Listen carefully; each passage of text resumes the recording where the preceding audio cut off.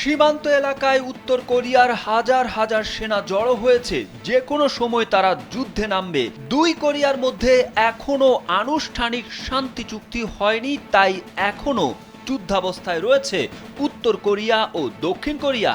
এরই মধ্যে সীমান্ত এলাকায় উত্তর কোরিয়ার 10,000 সেনা জড়ো হয়েছে। তবে উত্তর কোরিয়ার এই সেনারা দক্ষিণ কোরিয়ার বিরুদ্ধে লড়বে না, বরং রাশিয়ার হয়ে ইউক্রেনের বিরুদ্ধে লড়তেই সীমান্তে হাজির হয়েছেন তারা, এমন সতর্কতা উচ্চারণ করেছে খোদ যুক্তরাষ্ট্র। শনিবার দেশটির প্রতিরক্ষা মন্ত্রী লয়েড অস্টিন বলেন, এই সেনারা শিগগিরই ইউক্রেনের বিরুদ্ধে যুদ্ধে নামবে। পশ্চিমাদের বিশ্বাস, রাশিয়ার সীমান্তবর্তী কুরস্ক অঞ্চলে প্রায় 10,000 উত্তর কোরীয় সেনা অবস্থান করছেন।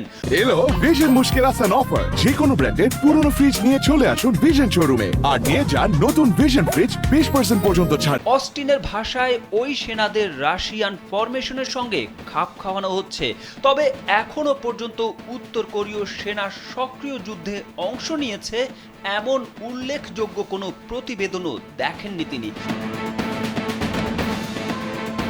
এর আগে বৃহস্পতিবার দক্ষিণ কোরিয়ার সরকার এবং একটি রিসার্চ গ্রুপ জানিয়েছে, পিয়ংইয়ংকে তেল, অ্যান্টি এয়ার মিসাইল এবং আর্থিক সহায়তা করেছে রাশিয়া।